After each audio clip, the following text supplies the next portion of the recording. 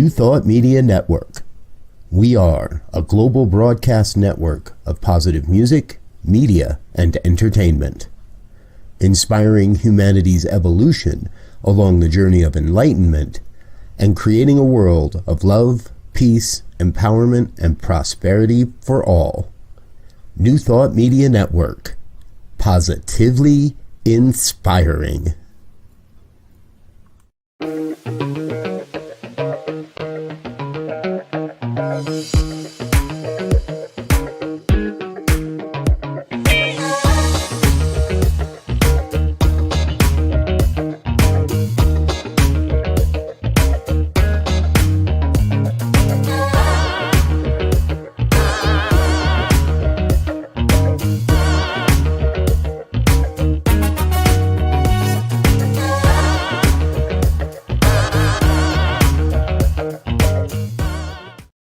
And hello again, dear ones. Reverend Robert with you over here.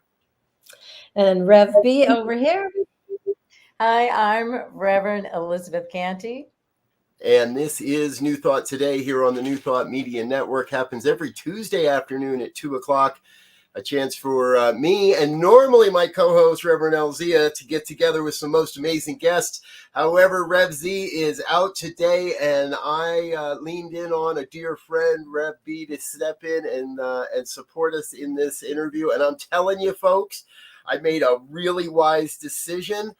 Based on the pregame interview, you are in for a ride. This is going to be a great conversation here today. So let's start by saying just welcome to Rev B. Yes. So glad to be here, Rev Brisk. So glad to be here. Always having fun on the New Thought Media Network. And I'm excited to get to know Elizabeth better. So that's awesome. Exactly. And that is exactly what we're going to do. So, Rev Elizabeth, tell everybody a little bit about yourself, where you are in the world, what we need to know to get to know you just a little bit before we dive into all this goodiness we're talking about. Oh, thank you. I'm just excited to be here. I am Reverend Dr. Elizabeth Cantey. I've written a book called Living Enlightened, The Joy of Integrating Spirit, Mind, and Body, because that's what I love. I'm an author, speaker, inner transformation coach, and my work is dedicated to helping people integrate spirit, mind, and body in order to live each day with that deep sense of purpose, passion, and fulfillment. I love helping people love their life and live their passion, because that's what I do. I like it. Beautiful. I have your book, and I'm going to be brutally honest with myself. I have not read all of it yet. I feel like I'm a little behind on that one, but I do have a copy, and I pick it up every so often and get into it. And everything I've read so far, I really love. So tell us a little bit more about the book. I love that. Thank you. Well, originally I wrote it for my son. We almost started talking about this before. He's about to be 21. And there was a time where he doesn't want to listen to his mom, obviously. Who does, really, at that age?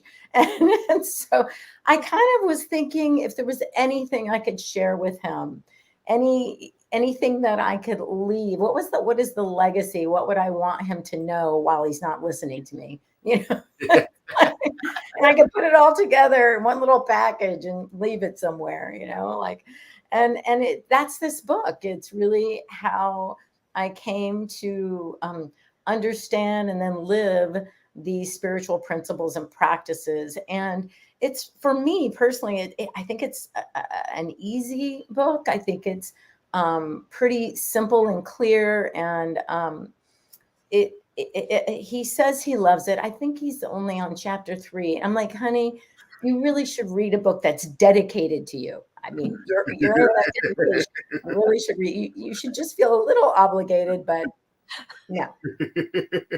Are you talking to me, or are you talking to your son there? My son, for sure.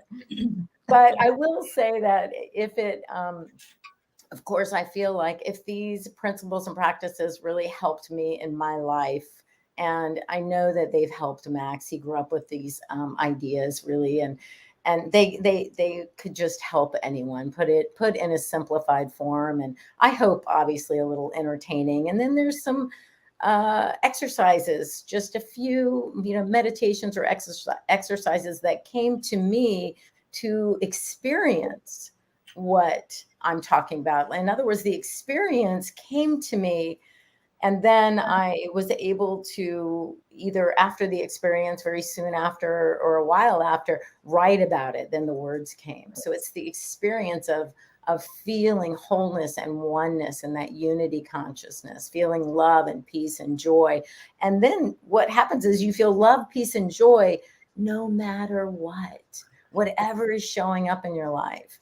And we know pretty much anything can show up in your life. Just the way life is. That's awesome. That's awesome. I think when we talk to our kids, they hear wah wah wah. Yeah, pretty much. Yeah. Well, I love that we're on the subject of kids, because I have two very special kids myself, one in college and one in high school. And my eldest, this past year, was asked to give a short talk, a power talk at the Center for Spiritual Living Convention on behalf of teen leadership. And as a papa, that's like, oh, this is a proud moment. And I kept stepping in, not overbearing, but step and say, hey, if you need help, let me know. Or if you want to know how to approach your audience, let me know. And at some point he did come to me and did ask for some support and advice. And I gave him all of that. And then when I sat down to watch his talk, because he didn't show it to me ahead of time, he did none of what I talked about. He used none of my advice, but it was still a great talk. It was really, and we still get compliments on it today. And that was when I was the proudest, because I was like, wait a minute, it really did sink in.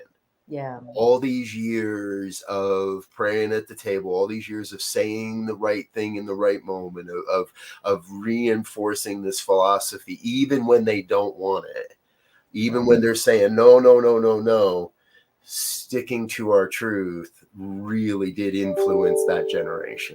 That feels important. Absolutely. I think the big thing is they learn less from what we say and more from what we model. And so, right, they see us.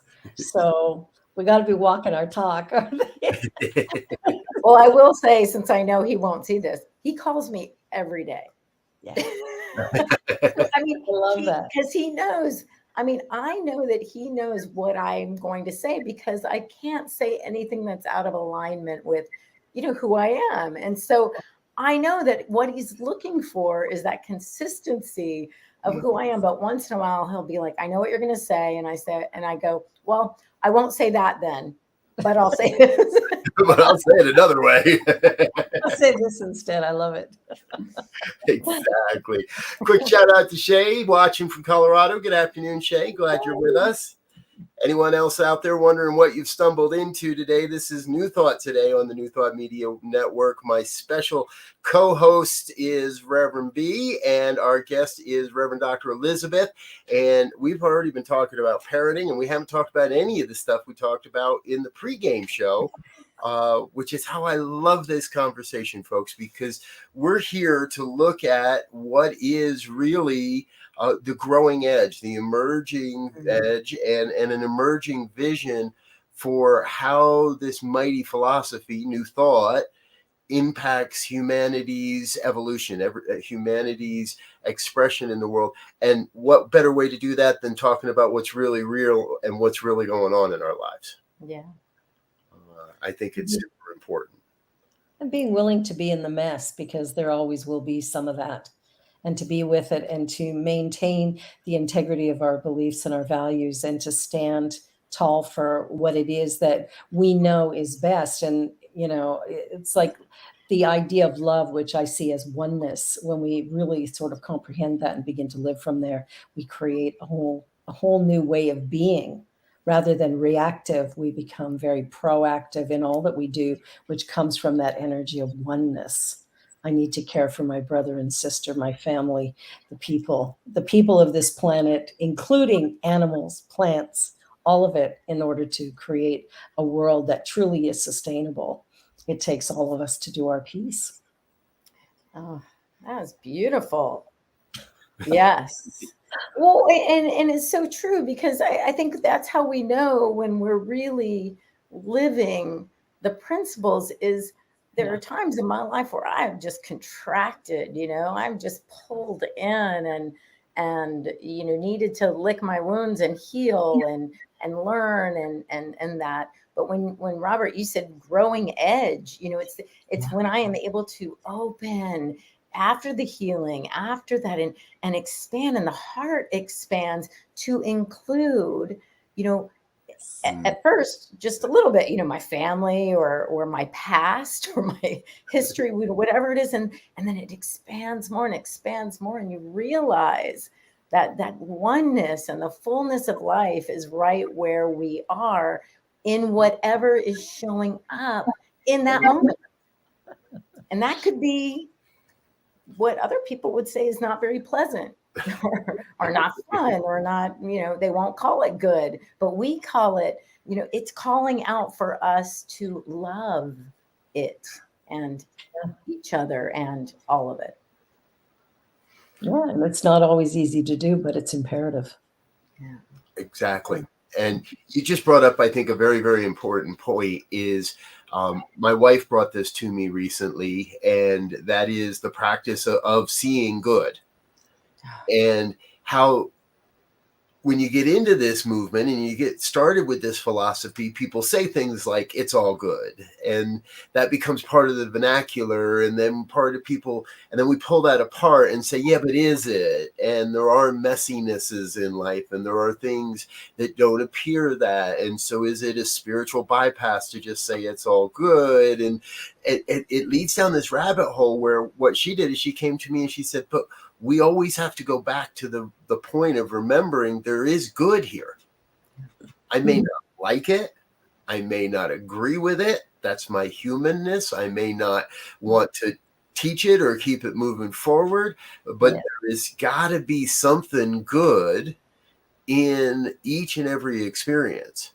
So can I meet what's happening in this moment with that sense of wonder, that sense of question? So sometimes it's like, oh, good. And sometimes it's like, good? Good.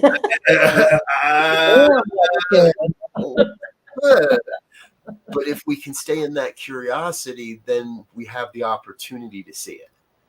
And a willingness to be teachable. Yes. Yeah. Absolutely. Well, and there's that bit of faith too, because as you said, Rev Robert, if there was a point in my life when I understood that everything I had been through had been for my highest good, for what I had asked for myself. It all led me to my highest good. But when something happens and you go, but not this, and then, but when you understand it, you go, I know I'm going to look back and I'm going to find something good, even if I can't see it right now. So there's something that happens where we can remind ourselves, and it's a practice, it's a teaching that, to even when I don't see it, I know there's good here. And so there's no spiritual bypass. There's a spiritual inquiry. There's it's like going in, as you said, with the eyes of a child to say, what is this? Why are you here? I welcome you. I don't want to, but I have no choice. I welcome you. I'm going to explore you and figure you out, and then hopefully bless you and let you go. Yeah, because whatever we resist persists. Yes. That's what people forget sometimes, is we're resistant to that, what we call is bad. But the truth is, as long as we're resisting it, man, it is stuck like glue. And until we surrender into the bigger picture and be willing to, say to yourself, okay, this is taking me somewhere. So let me be with it. Let me be with my humanity, knowing that my essence, my soul self knows exactly what's going on. And this is the redirect that will get me there. And that's a little hard to swallow some days, but it is absolute absolute fact. One of the great spiritual teachers, I can't remember which one, Emma Curtis Hopkins or Mary Baker Eddy or somebody, said, "I demand to see the good in this." Oh my gosh, I love that. Yeah. Demand it. If not today, then tomorrow. No, today. Right now. Right now. I want to see that right now. I think sometimes I've heard, and I know I've done it, and I know I've experienced it. We can get complacent with that, or whatever's good for you, like that. Oh yeah, okay. I want it right now, but I'm willing to take it tomorrow if that's what's in the highest and the best. And I question: are we not lessening our power? Are we not impeding the divine circuitry and the divine flow by putting, well, right there, we're putting a limiter on our good and when we want it. And that's an important part. Yeah, we don't believe it's possible. That's a lack of faith in that statement. It's like, we have a way of being sometimes where everything we want, we've got this idea, okay, I'm rich, I'm rich, I'm rich, I'm saying my affirmation, how come it's not here? And in the same breath we go, oh, well, it must be God's will. Well, God is being you, so honey, wake up, check in, just know that somewhere in you, you're saying no. Yeah, And two separate having wills. that understanding, change the perspective. Yeah, there's not two separate wills. Well, I think too that for me, it's our willingness to go into the silence, the stillness, because all the thoughts around this is bad, this is hurting me, even that thought, I'll challenge you just a little bit, the thought of I need to know, or I need to see the, whatever it's as long as it's a thought coming from sort of our finite mind, the ego mind, that mind. But in the stillness, Rebbe, you said, the spirit knows all the time, every moment. But are we willing to be still and know? And then sometimes when we feel like the knowing's not coming, then just be still and be quiet. It's like it's there. So when that channel opens up, it's always been there. It's just when are we going to kind of recognize it, have it flow through? Because spirit is omniscient, omnipotent, omnipresent. It doesn't say I'm not telling you now. I'm not telling you. I'm going to withhold for a while. That's what I'm doing. We do that. We do, all the time. Yeah. One of the greatest practices that I was given, I'm also ordained in Unity. And when I did my Unity ordination, one of the teachers in a meditation thing said, and this was during COVID, so it wasn't the easiest thing to do, but she said, I want you to take 24 hours and go away somewhere in absolute silence and just be. And so I was able to rent a hotel room and just, put the do not disturb sign out and put my phone away. And for 24 hours, just simply be breathing and meditation and napping. And I did a little bit of journaling, but I didn't have music. I didn't have anything that could be a distraction. And what was interesting in that process is just coming to a place of meeting me where I am and getting okay with that. And then asking myself the question, and now what? What is my growing edge? As Rev Bruce said earlier, what is that growing edge? So this is an exciting teaching. It doesn't have borders and boundaries unless we think it does. Right. I love the growing edge terminology as well. Just the growing edge, expanding and expanding.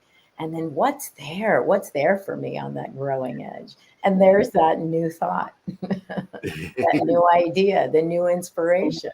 Yeah. Yeah. A new vision. A new vision. And we're saying this. I'm looking at a very old water bamboo plant that I have on my desk here, and been around for years and years and years. And right now, the bottom 3 leaves are getting a little brown. And I know it's got enough. I know it's got enough water. It's very tall, and I actually have a string off the ceiling to keep the top of the plant from drooping over and all that. And it's that place where we don't grow where we've already been. Mm-hmm. We grow where we aren't. We grow into our potential and where we're not. And in that, we have to let go of those older things. We have to let go of the what no longer serves. I've always loved that, and that's an old ancient line, and I don't know where we picked up as well. But to cast back into the nothingness from whence it came, all that which no longer serves. Yeah. So as we talk about our own individual growing edge, and in the next segment, folks, we're going to talk about the growing edge of the movement. As we talk about these growing edges, I always like to remember that it's an inside job, but it's pushing us into places we've never been.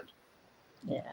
And in that, I can't always know what's going to happen or how it's going to happen or who's going to show up, but we have to have that really deep trust, that really deep faith that God's got our back on this one.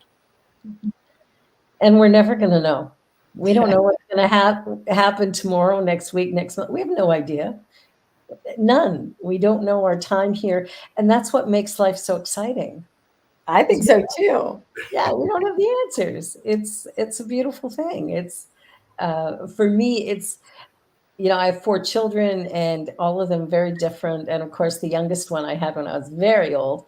And so I'm a different person with her than I was with the other 3. And as I watch her developing, she's 18 now, it's like I'm in awe of the difference in character because she was raised in this teaching. And that has caused her to be a fierce advocate for all people and for a way of life that honors the individuality of each person and accepts them, even when we don't understand them. We still have to be in that place of oneness. We're all part of it. Let's love. Yeah. Well, it's funny you said that. My son is very much the same way. He something about this generation. They don't have some of the hang-ups. Is that a terrible word? I don't know. Some of the, the preconceived ideas, judgments, ideas that we have to fit in or to look a certain way or to, be a certain way. And they are talking about growing edge, man. They're exploring. They're I forgot what my son calls himself sometimes. Psychonaut. They're astronauts are exploring the psyche and the, the mind and what's it all about. It from a completely different place. And I don't understand sometimes, but that's okay too, because he's very happy to explain to me. And I'm very happy to try to grasp it. I really am. Yeah, which is good for us, for sure. And I think they're definitely on the growing edge because they're the ones who aren't, most of them, or a lot of them anyway, I know my daughter and her friends, they don't necessarily agree with you just because you're older, just because you're the principal of the school or you're the head of government or whatever. They're like, and they have got their own very strong feeling about social justice, etc., which is powerful. It strikes me we all have 18-year-olds, and so I know from my parenting experience, not knowing what I was doing, but knowing how I was brought up, and knowing that I didn't have sign language on videotape, on DVDs when I was a kid, and my kids did. My kids learned how to communicate with at least my wife and I, and very earlier than most children learn to communicate with their parents. And I look at this is really the first generation that's coming to adulthood and coming into their own power that have been brought up with technology. Yes. My 18-year-old, while we avoided the phone as long as we could, it didn't mean there wasn't computers and there wasn't technological learning and there wasn't a greater understanding of the expanse and the variety of life, if we will. And they're coming into their own with a much, much different upbringing by necessity, and in our cases by choice, because the three of us each chose to bring that spiritual piece to it as well.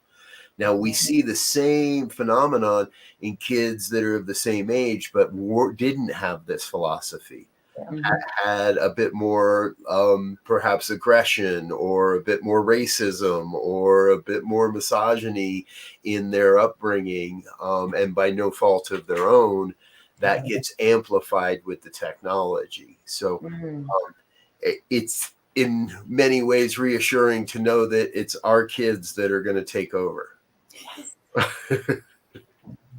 Get out and vote. Oh God, yeah, right. Yeah, please. My 18-year-old is that's, I think, the thing that our eldest turned 18 in June, so he's just over the moon thrilled that he's not real thrilled about the choices he's going to have, but from what he sees right now, but thrilled to get out and vote. Yeah, my daughter voted for the first time in the spring. She turned 18 in March, and then we had a mayoral election, and she was thrilled to be able to get out and vote. And after she voted, everybody cheered and applauded, and she was a little embarrassed, but but you could tell she was really happy to have the ability to say, here's what I see for my future. So yeah, it's exciting. It's exciting. Beautiful. Yeah. Well, you know what came to me as you were speaking, Rev Robert, is, you know, I grew up with my parents and my grandparents and their history, and that, you know, I remember, you know, these ideas from the 40s and the 50s and the 60s, my great grandmother, and all these concepts, all these ideas, and they didn't grow, you know, they that lopped off a little bit, and then they added all that technology. They can Google anything. They don't go ask their great grandmother, you know, or telling stories about the Civil War. I mean, you know, it's like they're in a whole nother. Gosh, it's really amazing, and it's up to us to move with them. You know, life is moving, and they're it. Yeah.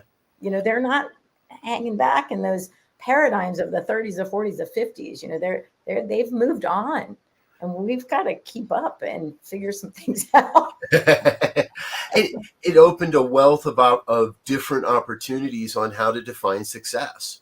And success is not two kids and a white picket fence anymore. Success is not the 9-to-5, husband has the good corporate job and mom's staying at home with the kids. Success looks the avenues to success, I think, are so diverse now that they don't have to buy into all that old stuff. They don't have amazing. Yeah. They are creating their own. Yeah. It's like we're not buying into that. We don't know what it is yet, but we're going to make it. We're going to create it. We're going to just do something, and it's going to fail or not fail.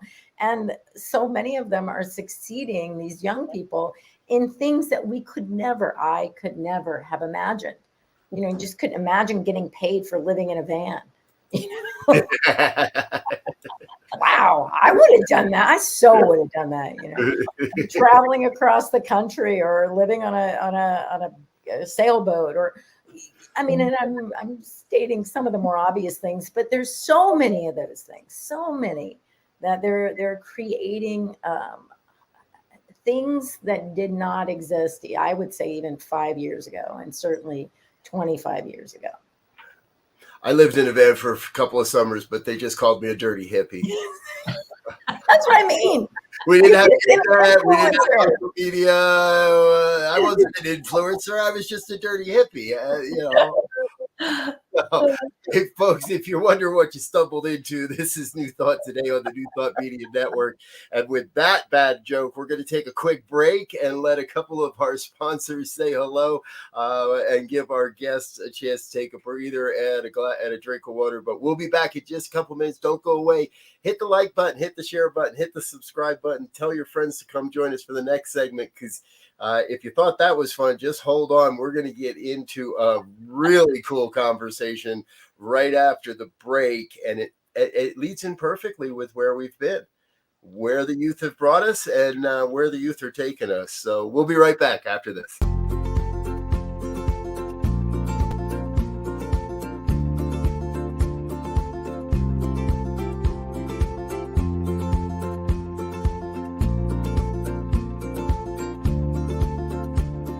Blessings, everybody. My name is Jafon Seeley. Could you imagine what is actually possible when we start honoring and recognizing our inherent worth, realizing that we are that which is assisting and co-creating our experience? And with that understanding, start recognizing that every human, every individual, everything that we interact with reflects that same inherent worth. It's not about an adventure, it's about the atmosphere of the consciousness of adventure, the lifestyle of adventure. How many people would say that their lifestyle is adventurous?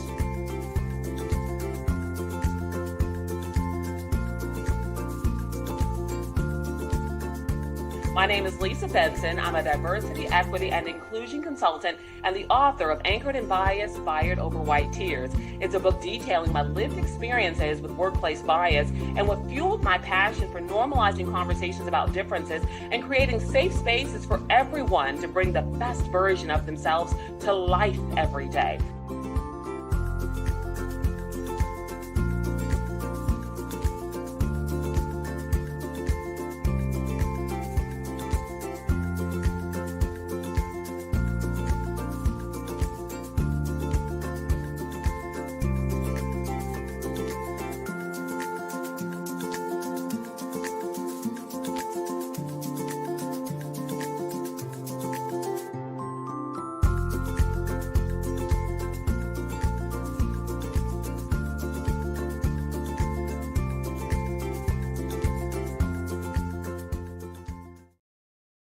And we're back with more of the New Thought Today here on New Thought Media Network. And I just got to say, before we launch into this next segment here, I'm super excited for the ANTN Festival that we just ran a promo for.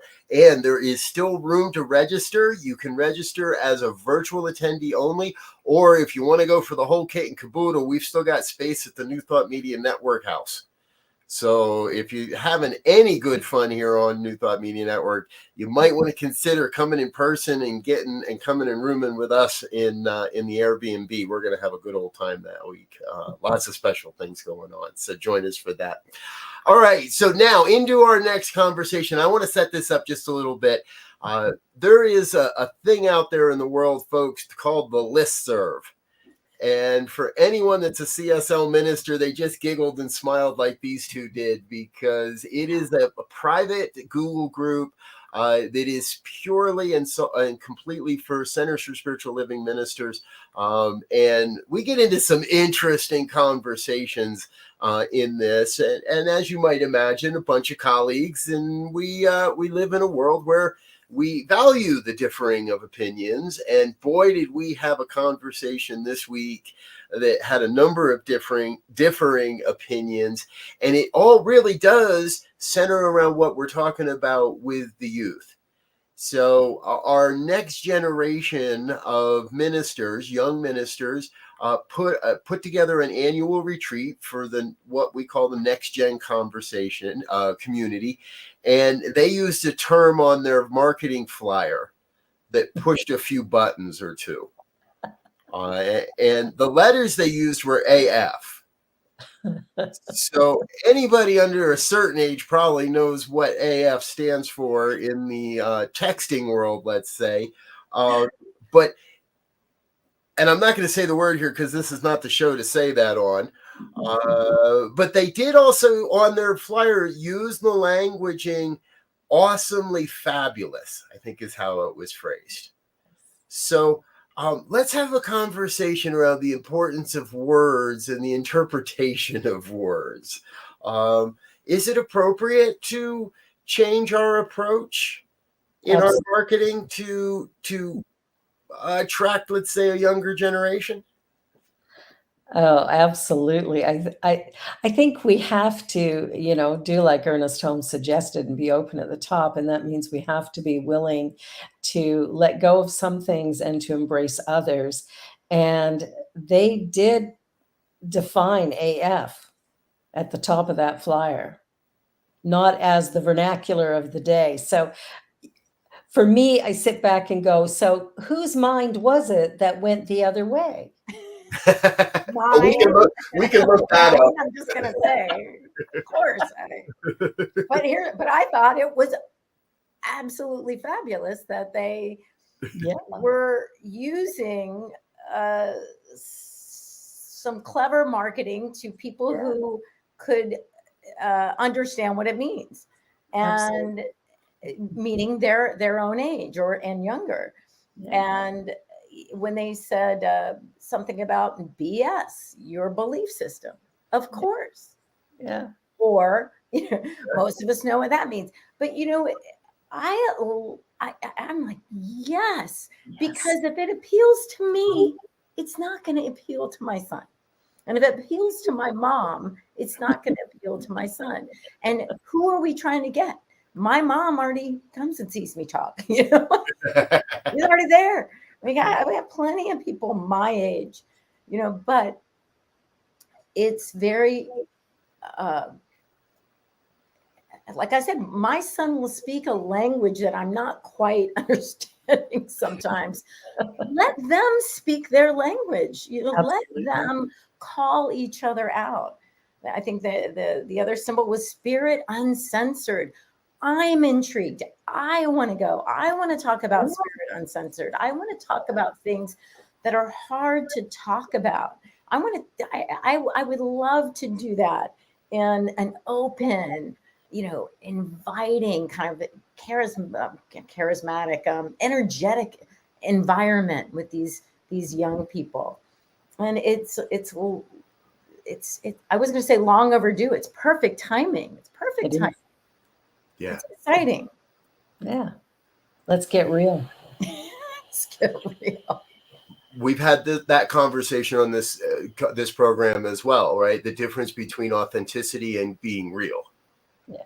And we say it, I'm authentic, or we talk about that a lot. And I think that what a lot of the younger generation is, they want to see us being real. What does this look like when? What does this look like when you come home and your heater has gone out? What does this look like when you come home and somebody smashed a window in your car? What does this look like when you come home and things are going right, or according to your opinion? So again, I think we have a lot. It's for the longest time I thought I was a teacher, but as most teachers know, we were really the students. Yes. And the kids seem more than willing to step up and say, it's a new dawn, it's a new age, it's a new day, it's a new thought on how we do this, because I hear it everywhere I go. The churches are emptying out, folks. Yes, they are. Ours included. Yeah. There's just no question about it. We've got to do it differently.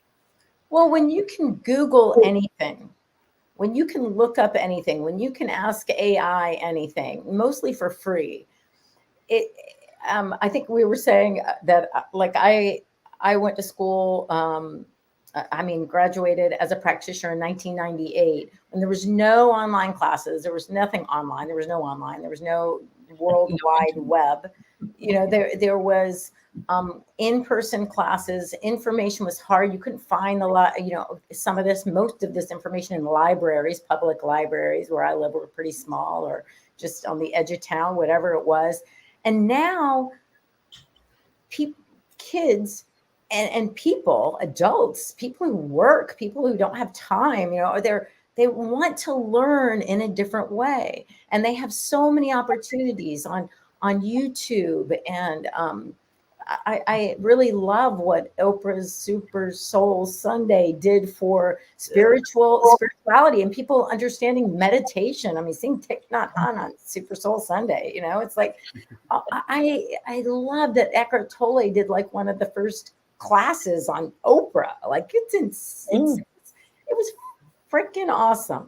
And so now with this learning model having changed, it's them showing us what we need to do if we want to inspire them and allow them to inspire us. You know, allow them to give us their music, their EDM, electronic. Whoa. Let's not go too quick here. Hold on. It's not always. I'm not ready to give up my jam bands, okay? Sorry. Don't mess with the music. That's what I mean. And I get that because, you know, I had to go to church listening to my mom's and grandmom's music. And I'm like, that is not inspiring me. I mean, but I never had to go to church as a kid. I'm so grateful to my agnostic father for not allowing it. It saved me years of therapy, I'm sure. Oh, listening to some of that music is like, oh. And then some of it is rich. You know, it just sort of depends on what you're listening. I feel so blessed to have been in this movement for so many years, and there's so many wonderful musicians. But again, allowing the youth to have their music, and it is tough because sometimes my son will say, "Hey, Mom, listen to this," and I'm like, "Which one? Don't give me that bleeding ears one. Give me the one that." He's like, "No, you'll love it." He's like, "You'll love this." I'm like, "Okay." And I trust him, and he trusts me. He trusts me like what I can really hang with and what I really can't hang with. But I see him having a good time. I see him loving life. And really, ultimately, it's the teaching, not the teacher. It's the principles, not the place, meaning a church. It's the consciousness and not the words. It's community and not necessarily how we gather. And all those things, I think these kids get. They're like, we don't want that stuff that you guys do. But we do. We'll do it. We'll do it with each other and for each other. Yeah. I think that's a huge distinction you've just made. The difference between gathering and community. Yes. And to me, gathering, there's an obligation. I've got to show up, and where community is always, I think, been defined a bit differently. We find community in the strangest of places, maybe sometimes. Absolutely. I remember years ago going to a Legion Hall. My son was performing some music there, and there was a lot of people and none that I would relate to necessarily from my spiritual perspective.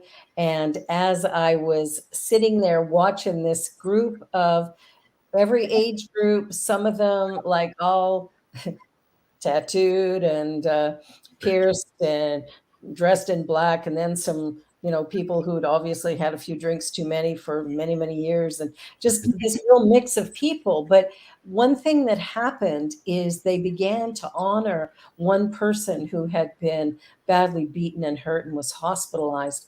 And they started talking about the love and the admiration they had for this man who never had anything, who didn't know what love was and had been beaten half to death.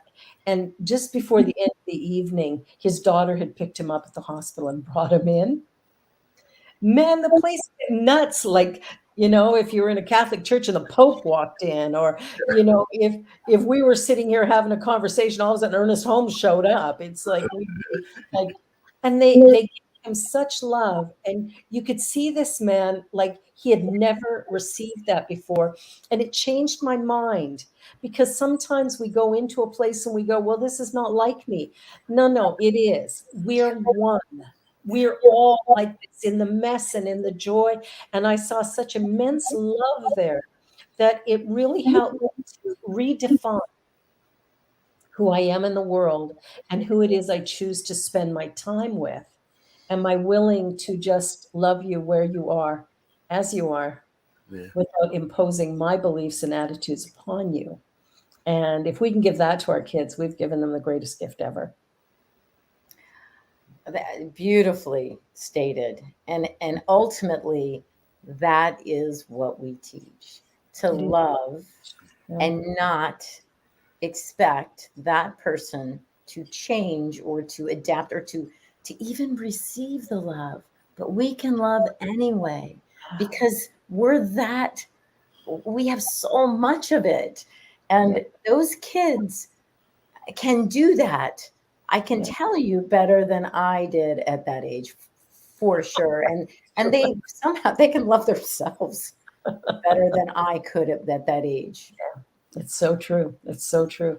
I think we need to listen to them more and worry less about, whether or not they use a word that we call inappropriate, and instead look at what the consciousness is back of the messages that they're sharing, because their messages are very strong for, social equity and social justice and, eliminating racism and misogyny and stuff, and a place of coming together as real humanity, honoring the planet, honoring each other. There's a shift in consciousness that's happening really big, and I can't wait till they all go to the polls. It's going to make a difference. Yes. I'm so with you in all of this, because that's my experience. That's what I've been seeing. And the kids that my kids bring home are not just flippantly swearing and cussing and they don't really do it to get a rise or to see if they can push your button. They use language very intentionally to make a point. Sometimes that point requires a little bit of shock and awe to get somebody out of their normal to listen. But it never, to me, seems grotesque. I agree with you with that. My son, he does not censor himself for me, and I haven't figured out yet if that's good or bad. It's interesting. And I'm kidding, because it's good, because all I've ever wanted is for him to feel something that I didn't feel growing up through no fault of my parents, but that I wanted to be able to tell the truth. I wanted to be able to express myself. I wanted to be able to say what was going on, or what my tough decisions were, or what the peer pressures were, or not understanding certain things. And I decided when he was very young that I was going to allow him that space. Yes. And I wasn't quite sure what I was in for, but I wouldn't change it. I wouldn't change it for sure. Exactly. And Reverend Robert, you said something to me the other day when we were talking on Saturday about my previous Friday show that really was profound for me. My guest, by the time we got to the end of the show, had developed a level of comfort and dropped a couple of F-bombs, not in a way that it was just his vernacular, right? It just came out. And so I was kind of like, oops. And Robert said, it was like he'd finally gotten comfortable to be who he is. Mm-hmm. And I thought, wow, that's beautiful. That if we can create a space that allows someone to be who they are, to be real, whether I agree with their message, that to me was a beautiful thing. Like, you had an understanding that I hadn't gotten to. And so I really appreciated that you could see the level of his comfort and how that had occurred over that hour. So it's like, if we can create a safe space for people just to be real, to be in the mess and to love them anyway, wow, that's a world. That's a world that could really transform. And this month, in 2 days, it's the International Day of Peace. Yes. And how do we get there? Loving each other where we are, as we are, without undue expectation of you living my way. So, Beautiful. yeah. So thank you, Rev Grizz. That was beautiful. Thank you for being willing to have those conversations and go those places. So folks, let us do a couple of really good promotions. We're not even taking shame in this. We need to promote some of this stuff that's going on. So Rev B's got 2 shows here on the network. Wednesdays at 4 p.m. Eastern Time, 2 o'clock Mountain. Courageous Conversations for Changing Times. Call it Spirit Cafe. With her dear friend Cheryl Rogers. And I'm trying to see if I have the placard for the Joy Show in this folder. And a Friday show, Just One You, the Joy Show. That happens at 1 o'clock on Fridays, 1 o'clock Mountain Time. And we referenced Dr. Elizabeth's show earlier. That is Living Enlightened, the Joy of Integrating Spirit, Mind, and Body. That happens at 7 a.m. Mountain Time on Thursdays, and I want to give you a special shout out for that. For the longest time, that Thursday morning spot was the missing tooth in our smile, as it were, in our schedule. You'd look at it, look all nice and neat. There was this big empty blank space on Thursday mornings, and you have come along and brought a real authentic smile to that time slot. And your show is so much fun. Thursdays are my day to sleep in, so I don't watch you live, but I watch you later in the morning, and every week it is a great inspiration. I'm so grateful you're a part of what we're doing here and a part of this network. So allow me to say that and say thank you and all that stuff right now.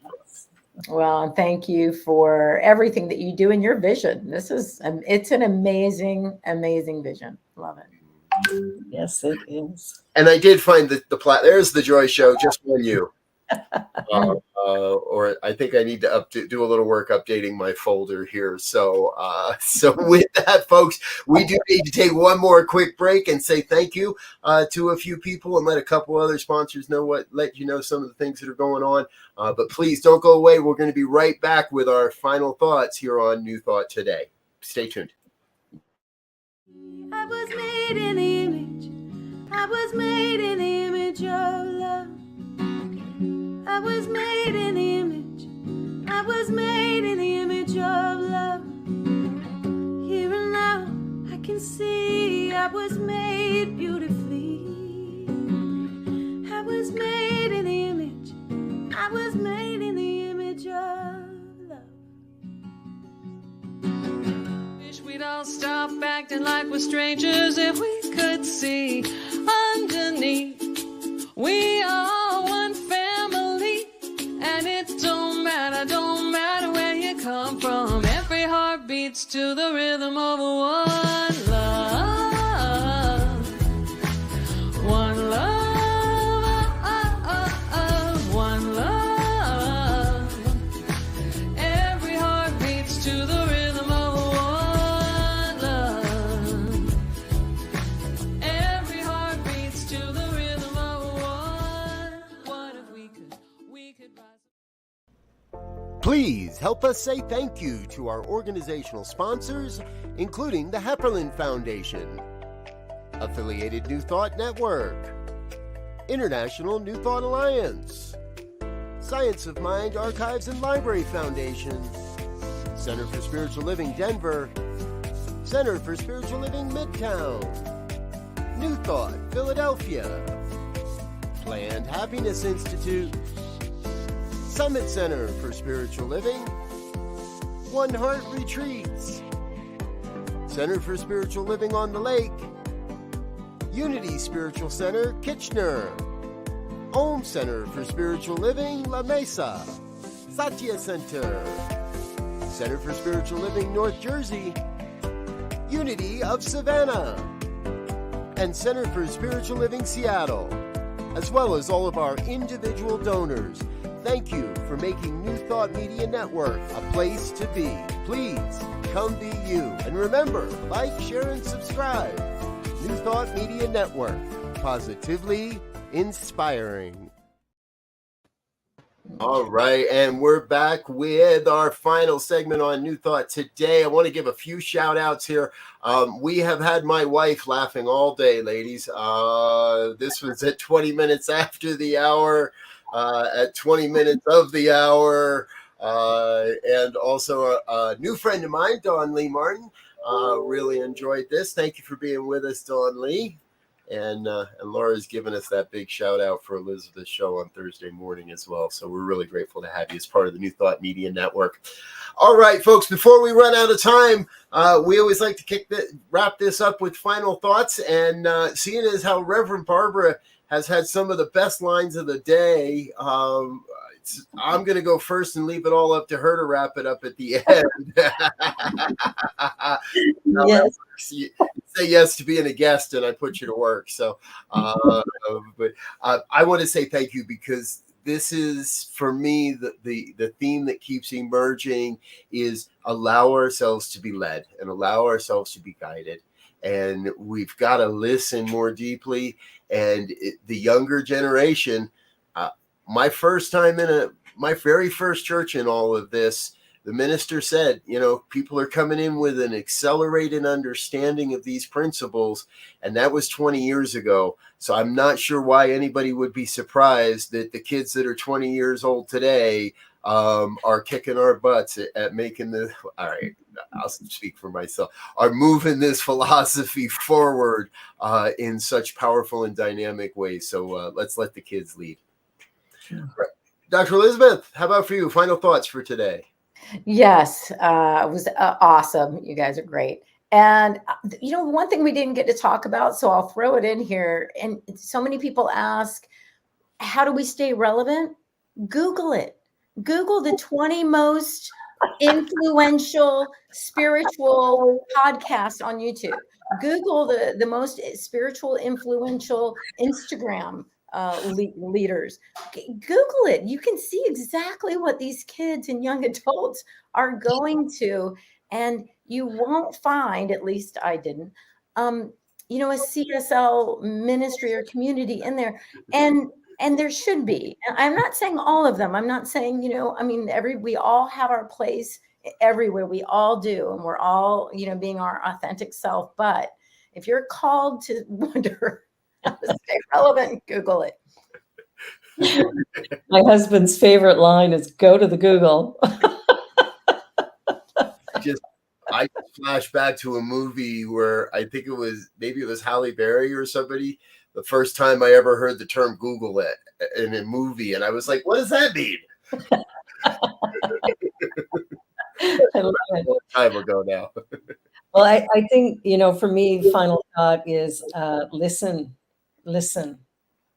more, listen to that deep aspect of our own self that knows who we are and where we're headed, that aspect of us that we tend to not listen to more often than not. We need to listen, taking time in the silence, and listen to the youth, pay attention to what they're saying, rather than judging and criticizing their behavior, their actions, their vernacular, the way they articulate various things. Instead, listen with a discerning heart, because we live in a divine mystery. And we cannot know it, but we can experience it as a deep and abiding love. And that is where we need to be. Beautiful. I knew there was a good reason we saved you for last today. Well, I can't wait to see Elizabeth's show, because, of course, that's 9 o'clock my time, 9 a.m. So. There you go. Prime time morning spot. So. All right, folks, thank you so much for being with us. We're going to get out of here for now, let you get into the rest of your day. Please keep coming back. Spanish language programming tonight at 7 o'clock Mountain Time, and all of our normal programming tomorrow. Until next time, we wish you peace and richest blessings. Bye now. Bye, everybody.